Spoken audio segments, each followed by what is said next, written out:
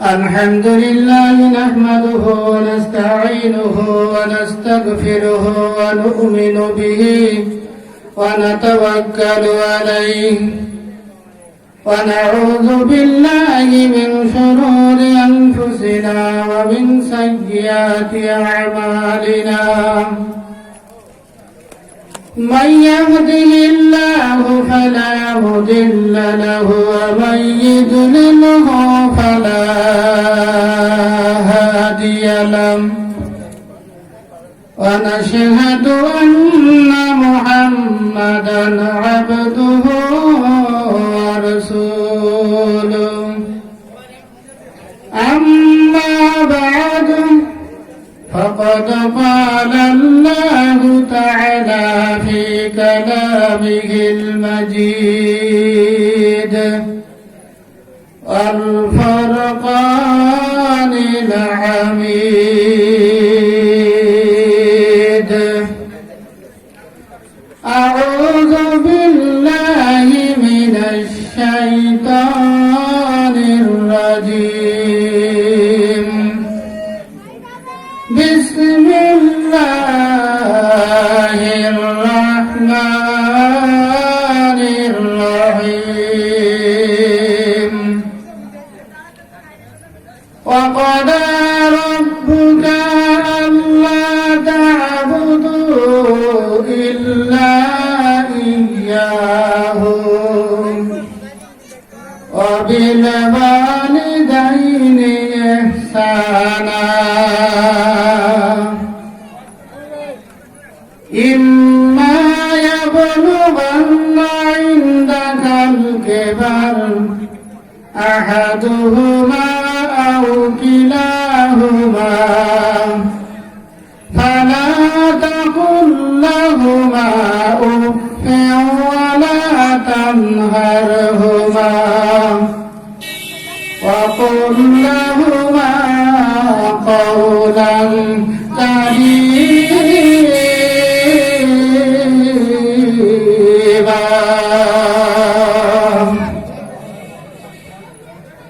واخفض لهما جناح الذل من الرحمة وقل رب ارحمهما كما ربياني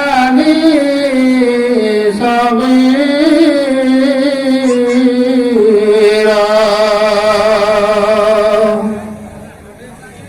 صدق الله العظيم وقال الله تعالى أيضا في شان حبيبه إن الله وملائكته يصلون على النبي يا أيها الذين آمنوا صلوا عليه وسلموا تسليما اللهم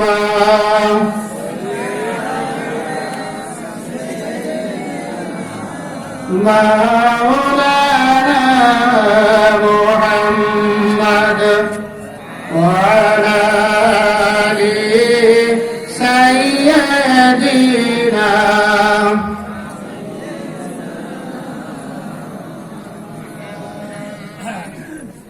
দিনভর বুঝি আপনারা মাটি কাজ করেছেন আজকে নাকি? হ্যাঁ, সারা দিনভর মাটি কাজ করলে এইরকম অবস্থা হয়, আর রোজা থাকলে এইরকম অবস্থা। আপনারা কি আজকে সারাদিন মাটি কাজে ছিলেন সবাই? একটু জোরে সোরে মহব্বতের সাথে পড়েন, মন খুলে দিয়ে, করা যাবে না?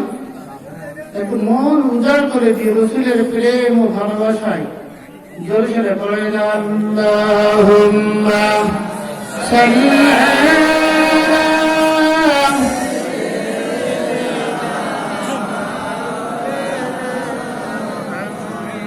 وعلى آل سيدنا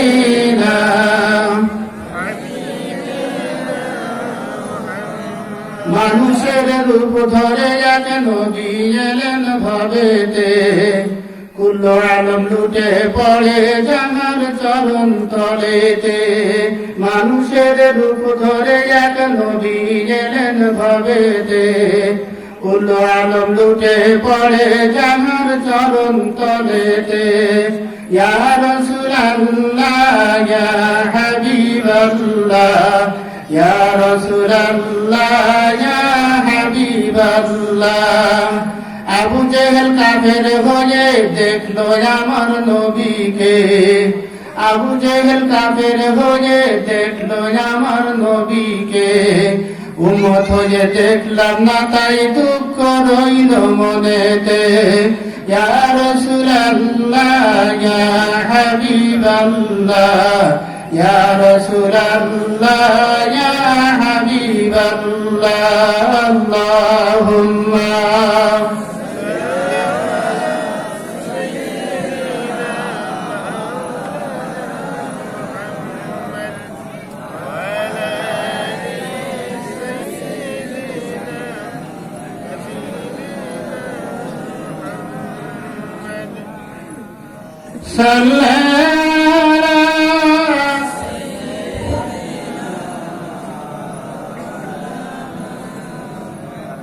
وعلى آل سيدنا।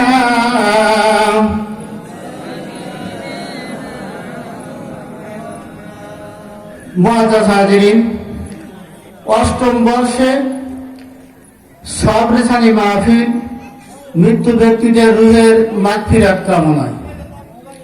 আজকের মাহফিলের প্রধান অতিথি, সভাপতি, অন্যান্য উলামায়ে কেরাম, বুজুর্গানে দিন, দোলার আসনে বসা মুরব্বিয়ানে কেরাম, যুবক ভাইরা, সকলের প্রতি রইল আমার আবারও আন্তরিক সালাম। আসসালামু আলাইকুম ওয়া রাহমাতুল্লাহি ওয়া বারাকাতুহু। মহান রবের দরবারে প্রাণ ভরে শুকরিয়া আদায় করি যে আল্লাহ তাআলা দুনিয়ার সমস্ত ঝামেলা থেকে মুক্ত করে কোরআন ও হাদিসের মজলিসে আমাদের মতো কিছু সংখ্যক মানুষদেরকে আসার বসার সুযোগ করে দিয়েছেন। এজন্য সেই মহান রব্বুল আলামিনের দরগাহে শুকরিয়া। সকলে জবান খুলে বলি আলহামদুলিল্লাহ, আরো জোরে বলি আলহামদুলিল্লাহ। সালাম জানাই মানবতার মুক্তির দিশারি, আখিরি জামানার পয়গম্বর জনাবে মুহাম্মদুর রাসূলুল্লাহ সাল্লাল্লাহু আলাইহি ওয়াসাল্লামের উপর। সম্মানিত হাজিরিন, মাহফিলের হ্যান্ডবিলের উপরে লেখা আছে, আপনারা সবাই অবশ্য দেখেছেন, মৃত্যু ব্যক্তিদের রুহের মাগফিরাত কামনায় দোয়া মাহফিল, সবরেসানি মাহফিল। ভিতরে বক্তাদের আলোচনার নিচে প্রত্যেক বক্তাদেরকে সেমিনারের কায়দায় সাবজেক্ট দেওয়া হয়েছে। আমাকে যে সাবজেক্টটা দেওয়া হয়েছে, এখানে লেখা আছে আলোচনার বিষয় বাবা মায়ের খেদমত। কি বললাম? আরো জোরে বলেন, কি বলেছি? বাবা মায়ের খেদমত। তো বাবা মায়ের খেদমত আলোচনা করতে গেলে সময় মাত্র 8:10 থেকে শুরু 9টা পর্যন্ত, 22 মিনিট হয়ে গেছে, আর বাকি আছে 38 মিনিট। কয় মিনিট? তো এর ভিতরে সাইলিরে বাপ বানাবো কখন, আর ওই বাপের সাইলিরে বাপ বানাবো কখন, ওই বাপের সাইলিবিটি হবে, তারপর তার খেদমত করবে, এই আলোচনা শেষ হবে কখন? কথা বলেন। শুরুতে এতটুকুন বলি, দুই দোস্ত বাজারে গেছে জ্যৈষ্ঠী মাসে। কোন মাসে বললাম? জ্যৈষ্ঠী মাসে। বাজারে যে দুই দোস্তের মধ্যে একজন একটু বুদ্ধিমান আর একজন একটু হাবলা মতো। বাজারে যে বুদ্ধিমান ও বলছে, দোস্ত একটা কাঁঠাল কিনি। ঠিক আছে, কেন? তা কাঁঠালের দাম কিন্তু 10 টাকা হলে তুমি 5 টাকা দেবে, আমি 10 টাকা দেবো।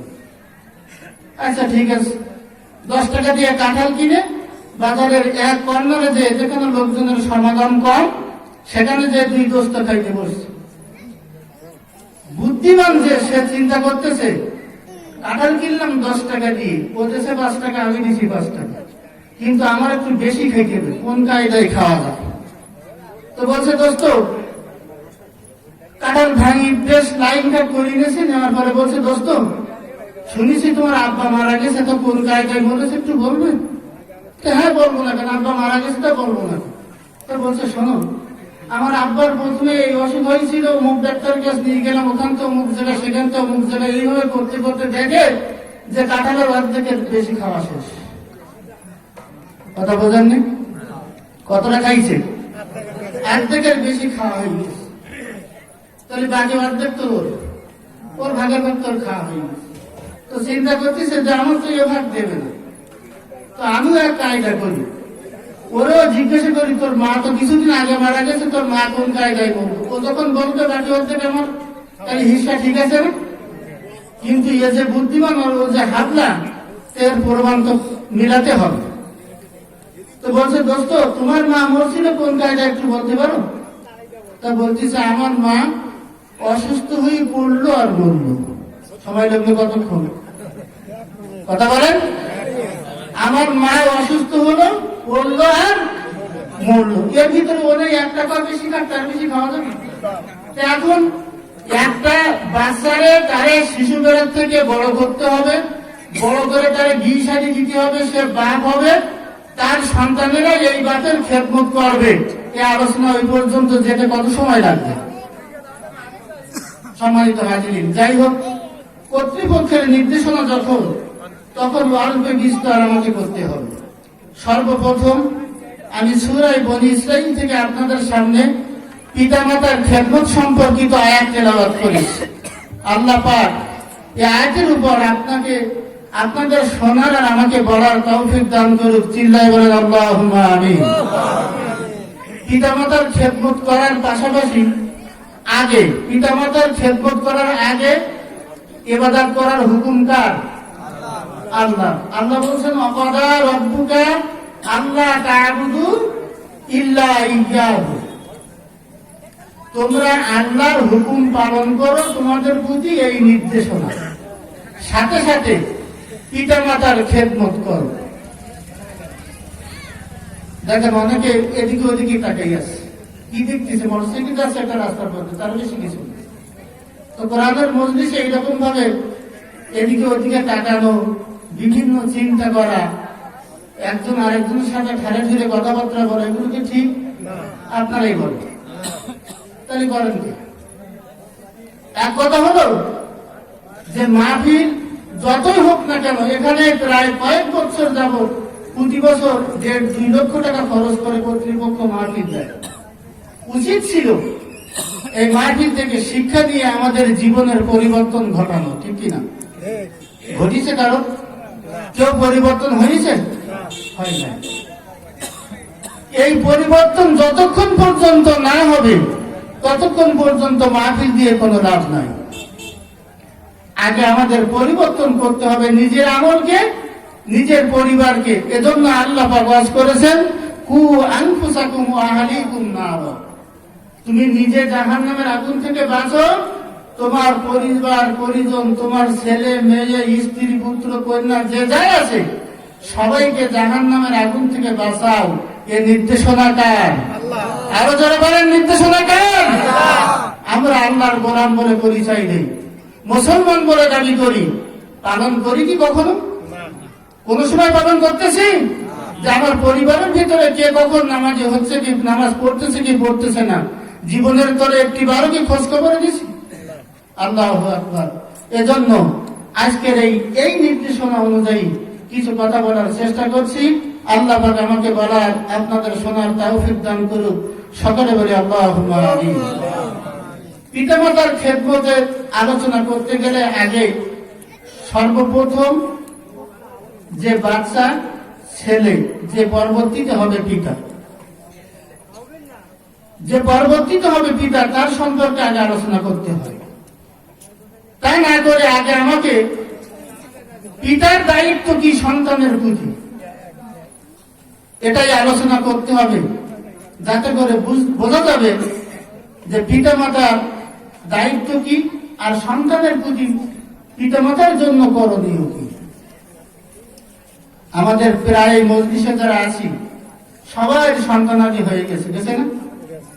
মনে হয় উপস্থিত লোকজনের মধ্যে শতকরা 90 জন এখানে যারা উপস্থিত তারা সবাই পিতা। আশপাশে যারা আছে মাতারা পর্দার আড়ালে, পিতার দায়িত্ব কি সন্তানের জন্য? নবী আকরাম সাল্লাল্লাহু আলাইহি ওয়াসাল্লাম বলছেন, একজন সন্তান আপনার যখন ভূমিষ্ঠ হবে, দুনিয়ায় যখন আসে, ওই দিনটা কি দিবস? কথা বলেন। ওই দিবসটা হচ্ছে ভূমিষ্ঠ দিবস। আর মায়ের গর্ভে যেদিন আসে, ওই দিন হলো তার জন্ম দিবস। তো আমরা যারা বিভিন্ন কায়দায় সুন্দর করে লিখে তারপরে একটা কাজ দিয়ে বাধাই করে ঘরে টানিয়ে রাখি, ওর উপরে লিখি না জন্মদিন, জন্মদিবস লিখি কিনা? কথা বলেন না কেন? ওই কথাটা কি ঠিক না ভুল? ওই কথাটাই ভুল। ওখানে লিখতে হবে ভূমিষ্ঠ দিবস। যেদিন সে দুনিয়ায় আসছে, এই দিনটা তার ভূমিষ্ঠ দিবস। সন্তান যখন ভূমিষ্ঠ হয়, পিতার 1 নম্বরের দায়িত্ব হলো ওই সন্তানের সুন্দর একটি নাম রাখা। মুখস্থ করে নেওয়াজ। পিতার পরে দায়িত্ব কি? সন্তানের বলেন সুন্দর একটা নাম রাখা। আমরা যারা পিতা হয়েছি, সন্তানের কি সুন্দর একটা নাম রাখতে পেরেছি? হ্যাঁ, তাহলে পিতার যোগ্যতা আমরা অর্জন করতে পারিনি। ওই সন্তান আপনার আমার খেদমত করবে কোন কায়দায়?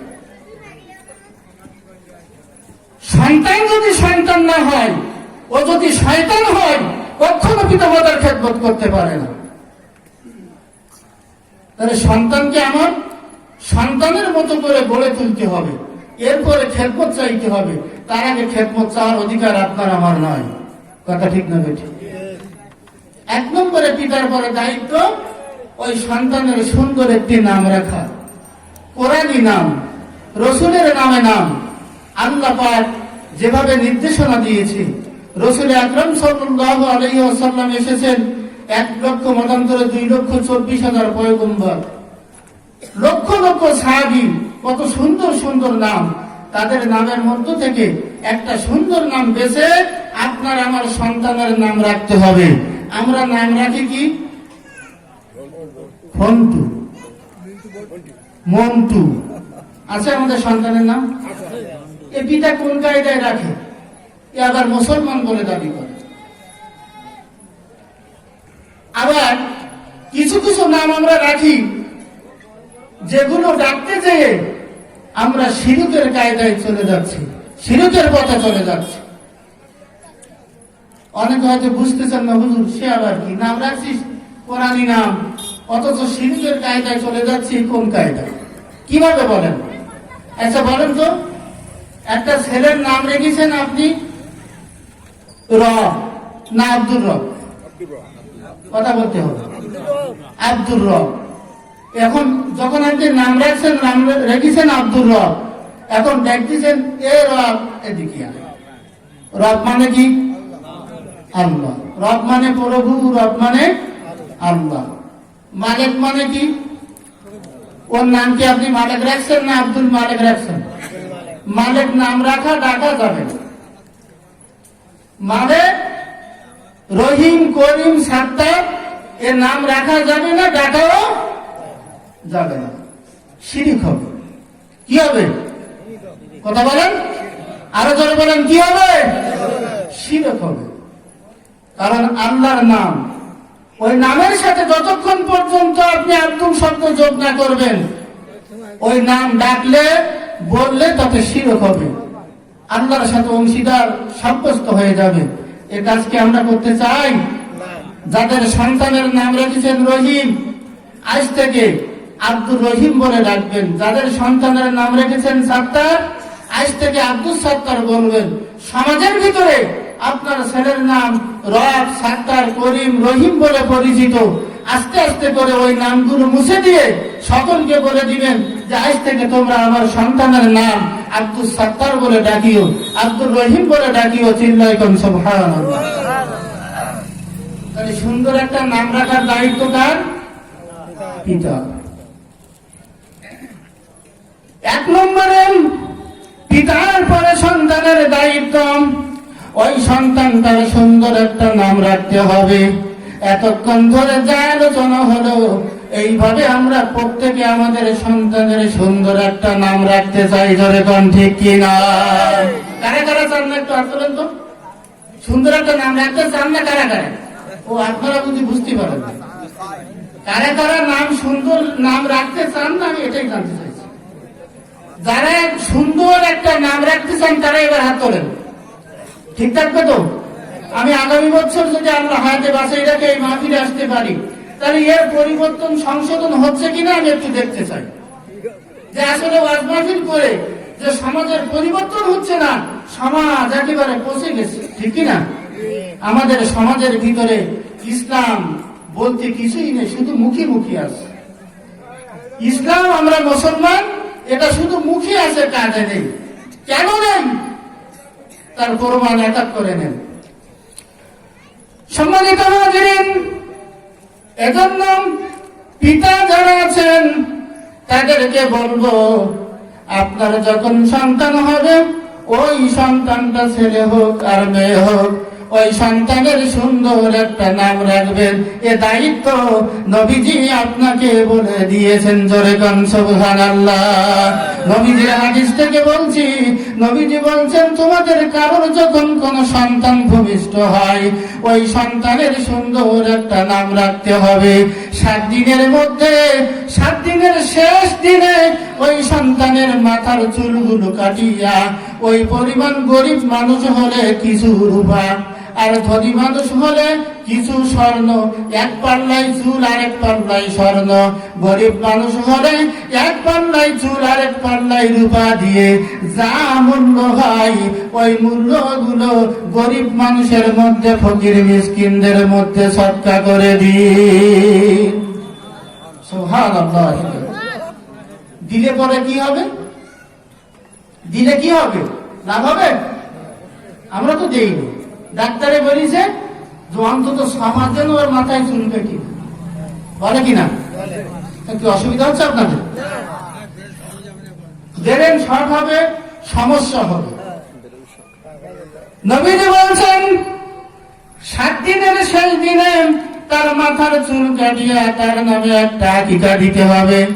ছেলে হলে 2টা আর মেয়ে হলে 1টা। যদি সম্ভব না হয়, মাসলা হলো ছেলের জন্য একটা দেওয়া যাবে। জোরে কোন সুবহানাল্লাহ। দিলে কি লাভ হবে?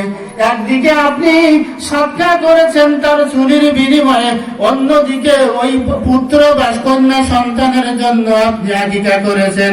ও মুসলমান, করে দেখেন, বাস্তবে প্রমাণ নেন। ওই সন্তানের কোনোদিন জিনে ধরবে না, ওই সন্তানের কোনোদিন এই যে রোগ হয় যারে বলে ইনফ্লুয়েঞ্জা জ্বর, এরপরে সর্দি কাশি টাইফয়েড, এমনি করে বড় বড় রোগ হয়, দেখা যায় এক এক করে 1 সপ্তাহ 15 দিন পর্যন্ত হাসপাতালে রাখতে হয়। ওই সন্তানের যদি আপনি আকিকা করেন, ওই সন্তানের মাথার চুল মুন্ডাইয়া যদি সদকা করেন, নবীজি বলছেন আর সদকা তো তারুদ্দুল বালা, আর আকিকা করলে পরে ওই সন্তানের উপর থেকে সমস্ত বালা মুসিবত গুলি আমার আল্লাহ উঠাই নিয়ে নেয়। ওদিকে আমরা করবো না। আমরা করবো কি? ডাক্তার বলেছে 3 মাস চুল কাটতে হবে না, ওর মাথার ব্রেন খারাপ হবে, সমস্যা হবে। আর আকিকার জন্য চিন্তা করি, তাই তো হুজুর, একটা ছাগল কিনতে গেলে তো 5-6 হাজার টাকার দরকার। আকিকা দিতে মন চায়, কারণ ওতে লাভ আছে, কিন্তু টাকাই পারি। আস্তে আস্তে করে আজ দেই কাল দেই, এইভাবে অনেকে মোটেও দেয় না। আছে কিনা এরকম লোক? আল্লাহু আকবার। যদি 2-1 দেয়, ওই আকিকা দিয়ে হালখাতা করে না আমাদের সমাজে? আকিকা দিয়ে হালখাতা করে। আল্লাহু আকবার। আকিকার জন্য বড় আয়োজন করে লোকজনদেরকে দাওয়াত দিয়ে দেয়। ওই লোকজনগুলো যখন আমার বাড়িতে আসবে, নিশ্চয়ই তারা কিছু না কিছু নিয়ে আসবে।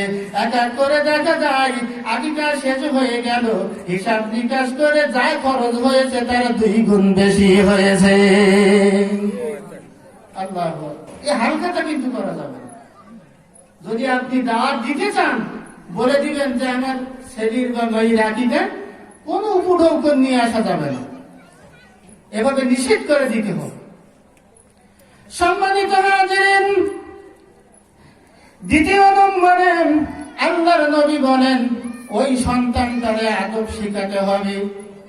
আপনার আমার সন্তান যখন দিন যায়, সময় যায়, এক এক করে একটু কথা বলতে শেখে, আমরা ওই সন্তানটাকে সর্বপ্রথম ইংরেজি শিখাই।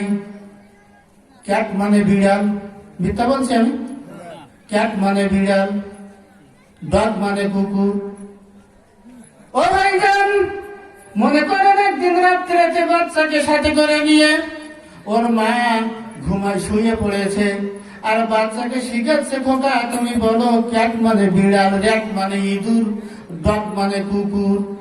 ওই কথা বলতে বলতে মা আর সন্তান ঘুমাই পড়েছে। ওই অবস্থায় যদি আজরাইল আল্লাহ পাকের হুকুমে জানখানা কবজ করে নিয়ে যায়, মরণের আগে তার মুখ থেকে বের হলো ডগ মানে কুকুর, বলেন তো কলেমা নসিব হলো কি? আর যদি শিখাই আলিফতে আল্লাহ, রতে রসুল, খোকা তোমার আমার রসুল বিশ্ব নবী মোহাম্মদ রসুল্লাহ, আর এই অবস্থায় ঘুমায় পড়লো, ওই অবস্থায় যদি মৃত্যু হয়ে যায়, ইমানের হারাতে মৃত্যু হবে। চিল্লায় কোন সুবহানাল্লাহ, আল্লাহু আকবার। মুসলমান, কত অপসংস্কৃতি আমাদের মধ্যে। আমরা সন্তানকে শিশুবেলায় তাদেরকে আদব শিখানো দরকার, অথচ আদব না শিখাই ইংরেজি। এরপরে যখন একটু একটু করে বড় হয়, যে পাঠশালায় ফোরকানিয়ায় মক্তবে দিতে চাই না। কেন? ওখানে যে কোরআন পড়বে, আর কোরআন পড়ি ইমামতি করে, মেলাদ পড়ি, খতম পড়ি, এই যা কিছু আয় হয় এই ছাড়া আর ওর কোনো কর্ম থাকে না। এজন্য আমরা তাই দেই কোথায়? পাঠশালায়, কেজিতে। বড় ডিগ্রিধারী ডাক্তার হবে, ডক্টর হবে, ইঞ্জিনিয়ার হবে। আল্লাহু আকবার, কি লাভ আছে? আপনার সন্তানকে যদি কোরআন শিখান, ওই সন্তান আপনার মরণের পরে আপনার জন্য যদি কোরআন শরীফের সূরা ফাতিহা পড়ে, সূরা ইখলাস পড়ে দোয়া করে, আল্লাহ তুমি আমার আব্বারে, আমার মারে কবরে আযাব দিও না, আল্লাহ শুনবে কিনা? কথা বলেন।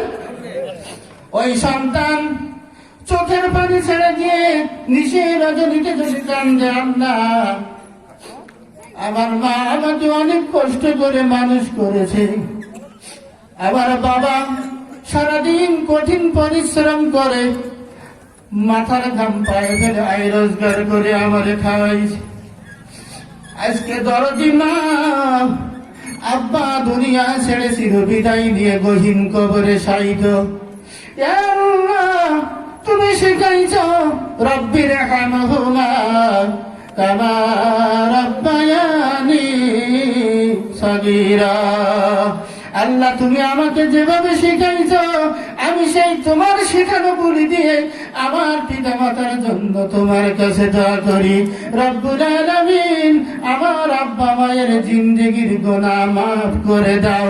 বলেন তো আল্লাহ এই দোয়া কবুল করবে কি করবে না? ইংরেজি ABCD, বিভিন্ন ইংরেজি লেখকের গল্প পড়ে যদি দোয়া করি, দোয়া কবুল হবে? তাহলে সন্তানকে শিখাতে হবে কি? আদব শিখাতে হবে, কোরআন শিখাতে হবে। এ দায়িত্ব কার? পিতা মাতার উপরে সন্তানের দায়িত্ব। আজকে এই সন্তানকে যদি এইভাবে আল্লাহর কালাম, রসুলের হাদিস শিখান, ওই সন্তান আপনার ডাক শুনবে কি শুনবে না? ওই সন্তান আপনার কথা শুনবে কি শুনবে না? ওটা সন্তান হবে না শয়তান হবে? ধরে বলেন, ওটা সন্তান হবে। ও কখনো মদ, গাঁজা, ফেন্সিডিল খেতে পারে না, ও কখনো টিভির আড্ডায় বসতে পারে না, ও কখনো সিনেমার আড্ডায় বসতে পারে না, রাত্রিতে মোবাইল নিয়ে পরের মেয়ের সঙ্গে ঘন্টার পর ঘন্টা কথা বলতে পারে না। যদি তার ভিতরে কোরআনের জ্ঞান থাকে, রসুলের আদর্শের জ্ঞান থাকে, যেরকম কথা ঠিক কিনা? আপনি আমি শিখাবো না, ও মদখোর হবে না? কি এজন্য দোষটা ওই সাইলেন্ট নয়, গার্জিয়ানের দোষ।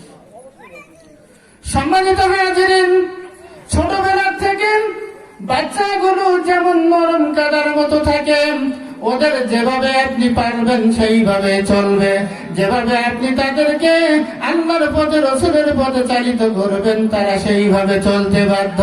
কিন্তু যখন বড় হয়ে যায় ওই সন্তান কিন্তু আর কথা শুনতে চায় না, কারণ তখন সে নিজেই স্বাবলম্বী, আয় রোজগার করে আপনারে খায়। আপনি যখন বলেন তারে বাচ্চা নামাজ পড়ো, নামাজ না পড়লে আল্লাহ পাপ দেবে, বাচ্চা তুমি এই সমস্ত কার্যকলাপ করো না, আমার মান থাকে না, ওই ছেলে কোশ্চিন কালেও তখন পিতা মাতার কথা শুনতে পারে না, কখনো শুনবে না। তৃতীয় নম্বরে নবীজি বলছেন, এক নম্বরে কি বললাম মনে নেই, এক নম্বরে কি বলেছি, সুন্দর একটা নাম রাখতে হবে, আকিকা করতে হবে, 7 দিনের দিন চুল কাটতে হবে। 2 নম্বরে তাকে আদব শিক্ষা দিতে হবে, কোরআন শিখাতে হবে। 3 নম্বরে রাসূল বলছেন ওই ছেলে ওই মেয়ে তাদের উপযুক্ত বয়স হলে তাদের বিয়ে দিয়ে দাও। যদি উপযুক্ত বয়স হওয়ার পরে বিয়ে না দাও, রাসূল বলছে ও যা পাপ করবে তার অংশ বিশেষ পিতা মাতার ঘাড়ে পড়বে। নাউজুবিল্লাহ বলেন। ও যা পাপ করবে তার অংশ বিশেষ তার পিতা মাতার ঘাড়ের উপর চাপাবে। রাসূলের হাদিস, মিথ্যা বলছি না সত্য বলছি? সম্মানিত হাজিরিন, আমরা অনেক সময় চিন্তা করি এ ছেলে রোজগার করতে পারে না, কেমনে তারে বিয়ে দেই, একে তো সংসারের লোকজন অনেক, তারপরে পরের একটা মেয়ে আনলে তাকে আবার খোরাকি বাড়ি যায়, সুতরাং 5 জনের সংসার এমনি কষ্টেতে চলে, তার সাথে আরেকজনকে কেমনে নিয়ে আসি, আমি যদি তারে নিয়ে আসি ও তো আয় রোজগার করে খাইতে দিতে পারবে না, সুতরাং এখন বিয়ে না দিয়ে ওইভাবে থাক, চলতে থাক, আস্তে আস্তে করে আয় রোজগার করতে শিখুক, তারপরে তারে বিয়ে দিয়ে দেব। আল্লাহর নবী বলছেন না, তা হবে না, তোমার সন্তানের বয়স উপযুক্ত হলে তারে বিয়ে দিয়ে দাও। ও যুবকেরা, তোমাদের বয়স যখন উপযুক্ততাই পৌঁছে যায় তখন তোমরা বিয়ে করো, বিয়ে করলে পরে ওই খাওয়ার দায়িত্ব আমার আল্লাহ পাক জোগাই দেয়। জোরে চিল্লাই কোন কথা ঠিক কিনা? ওমা মিন দাব্বাতিন ফিল আরদি ইল্লা আলাল্লাহি রিজকুহা। সারা পৃথিবীর বুকে যত খানেওয়ালা প্রাণী আছে যারা খায়, এদের রুজের ব্যবস্থা কে করে? করে বলেন কে করে? আল্লাহ করে দেয়। আপনার ছেলেকে বিয়ে দিয়ে একটা বৌমা ঘরে আনলে তার খাবার আল্লাহ জোগাতে পারবে না? এই বিষয় আছে আমাদের? আল্লাহু আকবার। নিতান্ত যদি বিয়ে দিতে না পারেন তাহলে ওই ছেলেকে দিয়ে রোজা রাখাতে হবে। রাসূলের হাদিস, কি করতে হবে? ওকে দিয়ে রোজা রাখাতে হবে।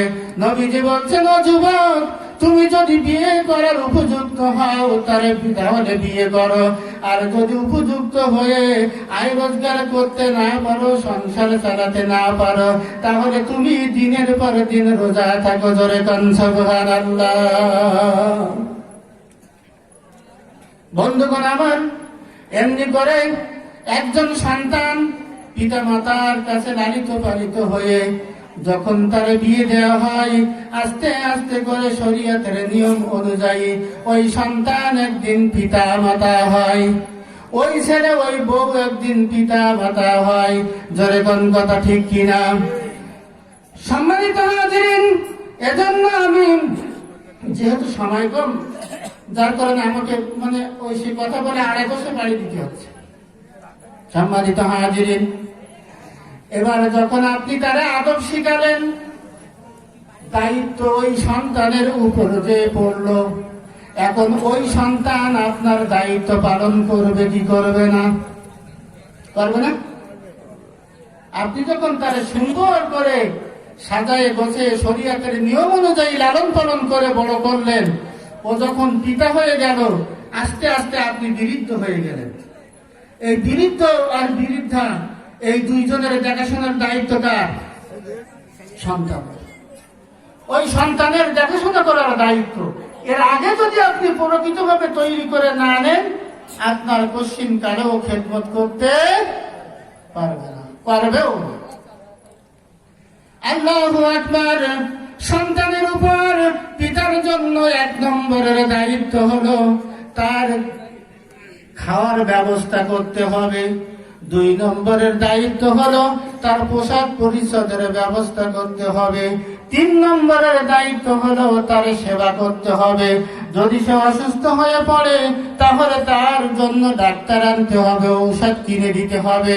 যদি সে চলতে না পারে, বারান্দায় বসে থাকে, কোথাও যেতে পারছে না, এমন অসুস্থ হয়ে যায়, বৃদ্ধা হয়ে যায়, তাহলে ওই সন্তান তার পিতামাতার খেদমত, পায়খানা প্রস্রাব পরিষ্কার করার দায়িত্ব তার। জোরে কাম সুবহানাল্লাহ। এই দায়িত্ব যদি পালন না করে কোন রকম গুনাহ হবে না বুঝি? হবে। তাহলে গুনাহ যদি হয়, সন্তানের উপর দায়িত্ব পিতা মাতার খেদমত করা, সেবা করা, খাদ্যের ব্যবস্থা করা। যেই মাত্র যে কাজের জন্য পিতা অথবা মাতা সন্তানকে ডাকবে, তখনই সাথে সাথে সন্তানের উচিত হবে পিতার জন্য ডাকে সাড়া দেয়া, মায়ের জন্য ডাকে সাড়া দেয়া। যদি ডাকে সাড়া না দেয়, ওই অবস্থায় যদি সে নামাজেও থাকে, তথাপিও তারা ডাকে সাড়া দিতে হবে, নামাজ ভঙ্গ করে। জোরে চিল্লাই কান সুবহানাল্লাহ। সন্তান যদি নামাজে থাকে, তাহলে ওই অবস্থায় যদি মা বা বাপ ডাকে, নামাজ ছেড়ে দিয়ে সন্তানকে পিতামাতার ডাকে সাড়া দিতে হবে। জোরে কান সুবহানাল্লাহ। পিতামাতার মর্যাদা কত। তো এখানে মাসলায় বলা হয়েছে যে এই নামাজটা যদি নফল নামাজ হয়, ফরজ নামাজ যদি হয় তাহলে ছেড়ে দেওয়া যাবে না। যদি নামাজ নফল হয় তাহলে সন্তান নফল নামাজ ছেড়ে দিয়ে পরে পড়বে, তবু পিতা মাতার ডাক শুনতে হবে। যদি ডাক না শুনে অপরাধ হবে? ধরে বলেন, হবে অপরাধ? অবশ্যই অপরাধ হবে। ওই সময় যদি পিতা মাতা কোন রকম অভিশাপ দিয়েই ফেলে, ওই সন্তানের অভিশাপ থেকে মুক্তি পাওয়ার কোনো উপায় নাই। ঘটনাক্রমে সময় শেষের পথে, তারপরেও আমাকে ছোট্ট একটা ঘটনা বলতে হবে। আল্লাহু আকবার। আল্লাহর একজন দরবেশ, একজন কামেল মানুষ, লেখাপড়া খুব বেশি জানে না, স্বল্প শিক্ষিত, একেবারে না জানা মতো মানুষের মতো কোন রকম নামটা সই করতে পারে নিরক্ষর। লোকটার নাম হলো জুরাইস। লোকটার নাম কি? জুরাইস। নবী আখিরি জামানার পয়গম্বর জুরাইজের ঘটনা বলতে যেয়ে বলেছেন, জুরাইজ যদি শিক্ষিত হতো তাহলে সে নামাজ ছেড়ে দিয়ে তার মায়ের ডাকে সাড়া দিত। ঘটনাটি ঠিক এইরকম। জুরাইজ একজন দরবেশ, অত্যন্ত আল্লাহওয়ালা, কিন্তু মূর্খ মানুষ, নিরক্ষর, লেখাপড়া জানে না। একদিন নফল নামাজে আছে, এমন সময় মা ডাকছে, জুরাইজ কোথায় আছো, আমার কাছে এসো। জুরাইজ আসলো না, সে নামাজে দাঁড়িয়ে নামাজ পড়তে লাগলো। হঠাৎ করে মায়ের একটু রাগ হয়ে গেল। ওই রাগের মধ্যে মা বলে ফেললো, আল্লাহ, জুরাইজকে তুমি জিনাকারীদের শাস্তির মধ্যে গ্রেফতার করে নিও। জিল্লাই নাউযুবিল্লাহ। কিসের মধ্যে? জিনাকারীদের যে শাস্তি, ওই শাস্তির মধ্যে গ্রেফতার করে দিও। আল্লাহর দরবারে পিতা মাতার দোয়া মুহূর্তের মধ্যে কবুল হয় কি হয় না? নবীজি আমার বলছেন, সালাসু দাওয়াতিন মুস্তাজাবাতুন লা শাক্কা ফীহিন্না, দাওয়াতুল মাজলুম, দাওয়াতুল মুসাফির, দাওয়াতুল ওয়ালাদি আলা ওয়ালাদ। 3 জন ব্যক্তির দোয়া মুহূর্তের ভিতরে আমার আল্লাহ পাকের দরবারে কবুল হয়ে যায়। তার মধ্যে 1 নম্বর হলো দাওয়াতুল মাজলুম, যে অত্যাচারিত, যে মাজলুম, যার উপর একের পর এক অত্যাচার করা হয়, ওই মাজলুম যদি আল্লাহর কাছে দোয়া করে, আল্লাহ গো, অপরাধ তো সহ্য করতে পারি না, ওদিকে আমার কোনো শক্তি নাই, সামর্থ্য নাই, অর্থ নাই, আমি মাজলুম, দুনিয়ায় কোনো কারোর কাছে জানানোর জায়গা নাই, তোমার কাছে জানাই, রব্বুল আলামিন তুমি আমার এর উপযুক্ত বিচার করে দিও। আল্লাহর নবী বলেন, ওই মাজলুমের দোয়া মুহূর্তের ভিতরে আমার আল্লাহর কাছে কবুল হয়ে যায়। নবীজি এমন বলেছেন, মাজলুমের দোয়া মুখ থেকে বের হয়, মাঝখানে এরকম কোন পর্দা নাই যে ওই দোয়াটি মাঝখানে আটকে যাবে, বেঁধে যাবে। সরাসরি আমার আল্লাহ পাকের দরবারে মাজলুমের দোয়া কবুল হয়ে যায়। জোরে চিল্লাই কোন সুবহানাল্লাহ। 2 নম্বর হলো, যদি আপনি সফরে থাকেন, মুসাফির, ওই মুসাফির হালাতে যে অবস্থায় আছেন ওই অবস্থায় আল্লাহ পাকের কাছে দোয়া করবেন। আল্লাহ রাব্বুল আলামিন আপনার দোয়া কবুল করে নিয়ে হাজত পুরা করে দেবে। জোরে কোন সুবহানাল্লাহ। 3 নম্বরে নবীজি বলছেন, পিতামাতা যখন দোয়া করে মুহূর্তের ভিতরে আল্লাহর কাছে ওই দোয়া কবুল হয়ে যায়। অন্য একটা হাদিসে রাসূল বলেছেন, আল্লাহ পাকের কাছে নামাজ না পড়ে অপরাধ করলে, গুনাহ করলে, রোজা না রেখে অপরাধ করলে এই অপরাধের সীমা কিয়ামত পর্যন্ত চলে যাবে। কিন্তু পিতা মাতার অপর কাছে অপরাধ করলে, তাদের সাথে বেয়াদবি করলে, তাদের বেইজ্জতি করলে ওই অপরাধ আল্লাহ হয়তো সাথে সাথে নতুবা মৃত্যুর আগেই তার বদলা নিয়ে নেবে। জোরে চিল্লাই নাউযুবিল্লাহ। যুবকেরা শোনো, তোমরা এখন যুবক, কিছুদিন পরে তোমরা পিতা হয়ে যাবে। মায়ের অন্তরে আঘাত দিও না, পিতার অন্তরে আঘাত দিও না। মা অত্যন্ত দরদি, পিতা অত্যন্ত দরদি। পিতা মাতার মতো আপন আর দরদি আল্লাহর পরে দুনিয়ায় আর কেউ নাই। আল্লাহর নবী বলেন, আল জান্নাতু তাহতা আকদামিল উম্মাহাত। পিতা মাতার পায়ের তলে সন্তানের বেহেশত লুকায়িত আছে। জোরে চিল্লাই কোন সুবহানাল্লাহ। আমার মা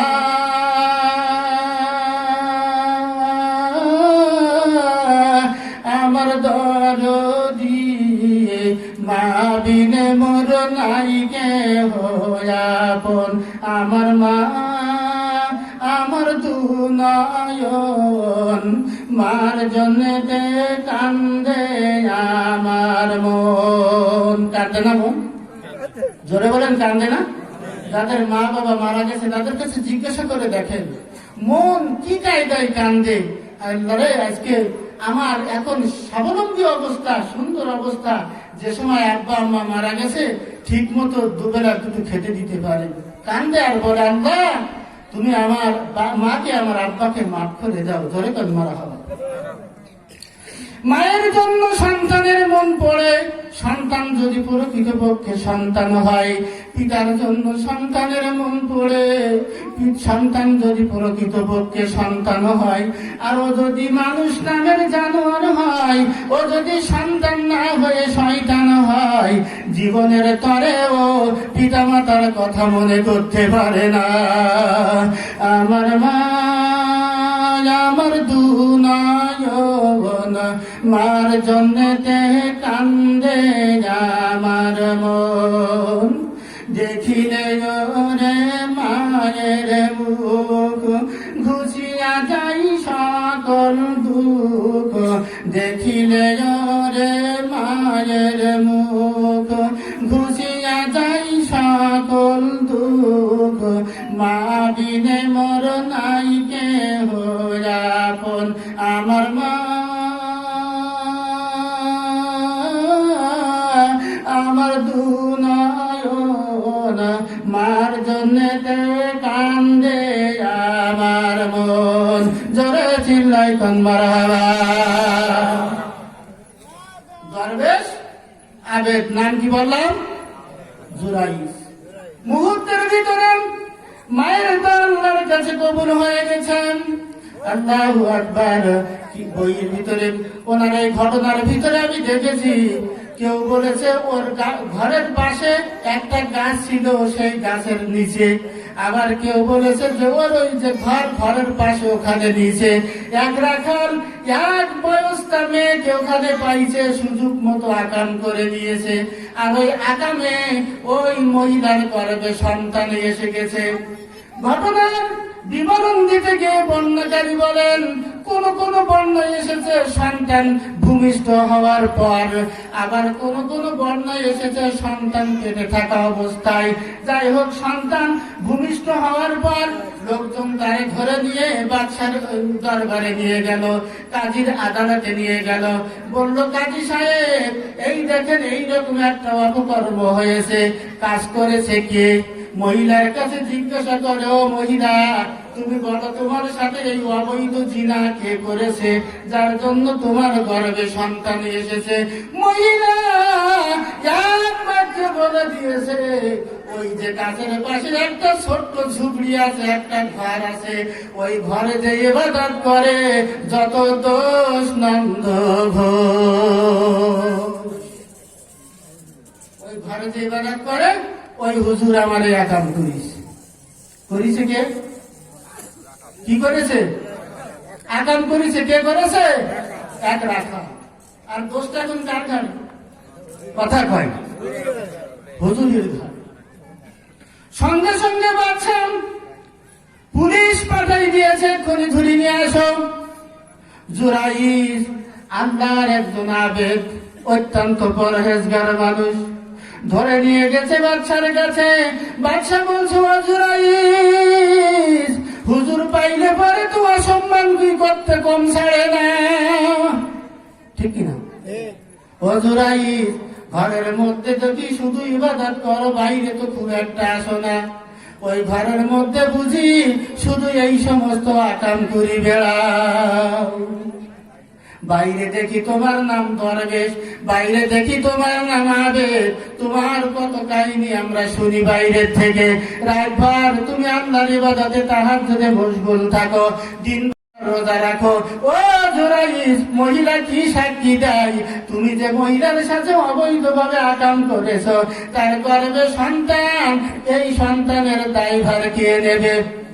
বলো তুমি, হুজুর মানুষ এরকম বড় একটা অপরাধ করলে কেন? জুরাইজ বলছে, আমি আল্লাহর কসম দিয়ে বলছি বাদশাহ, জীবনের তরেও আমি জুরাইজ এই কাজ করতে পারি না। এই মিথ্যা মহিলা আমার সামনে তা মিথ্যা কথা বলছে। বলছে, ও জুরাইজ, কেমন করে তুমি কথাটাকে মিথ্যা বলে উড়াই দিতে পারো? তোমার সামনেই তো মহিলা বলতেছে।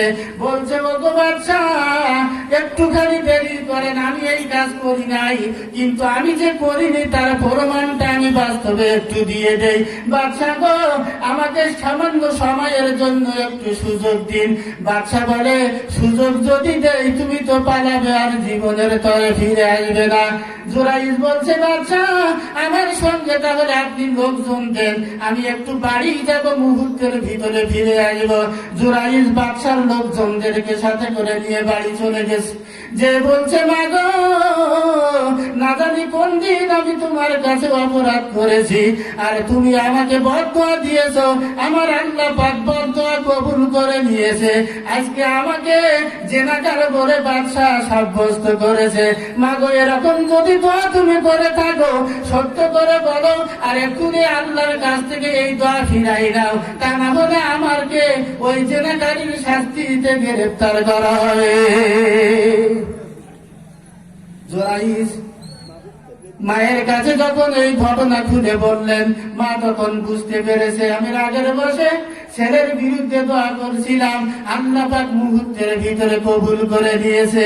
আল্লাহর কাছে দোয়া করে, আল্লাহ, আমি জানি তুমি মুহূর্তের ভিতরে দোয়া কবুল করতে পারো, আমি আবারও দোয়া করছি, তুমি আমার জুরাইজকে মাফ করে দাও, বাদশার কাছ থেকে সসম্মানে আমার কাছে ফিরাই দাও।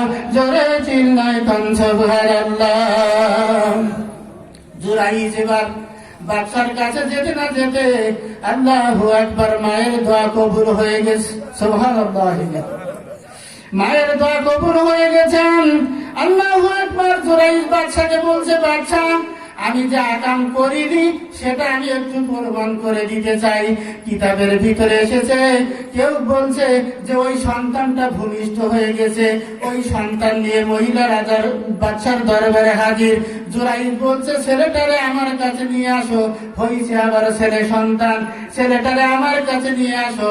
যখন জুরাইজের কাছে ছেলেটারে নিয়ে আসা হলো, কেবলমাত্র হয়েছে 2-3 দিন বয়স। পেটের মধ্যে একটা খোসা দিয়ে জোরাই জিজ্ঞাসা করতেছে, ও শিশু, তুমি শিশু মানুষ মিথ্যা কথা বলতে পারো না। বড়রা মিথ্যা কথা বলে, ওরা মৃত্যু হয়, ওদের মুখ থেকে একের পর এক মিথ্যা কথা বের হয়, ওরা কখনো খেয়াল করে না এগুলো যে মিথ্যা হচ্ছে। তুমি শিশু মানুষ মিথ্যা কথা বলতে পারো না, সত্য করে বলো তোমার মার সাথে কি অবৈধ কাজ করেছে। আল্লাহু আকবার। জুরাইজের মায়ের দোয়া কবুল হয়ে গেছে। শিশু, ওই 2-3 দিনের শিশু লোকজনের সমক্ষে বলে দিল, জুরাইজ আমার মায়ের সাথে অবৈধ কাজ করে নাই, এই অপকর্ম করেছে অমুক রাখার। জোরে কোন মারহাবা, আরো জোরে কোন মারহাবা। ইসলামের ঝান্ডা নিয়ে, ইসলামকে সাথে নিয়ে, কোরআনকে সাথে করে নিয়ে, আল্লাহ রসুলের আদর্শকে সাথে করে নিয়ে সামনে এগিয়ে যান, জয় হবেই হবে ইনশাআল্লাহ। আমার আল্লাহ পাকের ঘোষণা, ওয়ালা তাহিনু ওয়ালা তাহজানু ওয়া আনতুমুল আ'লাউনা ইন কুনতুম মুমিনিন।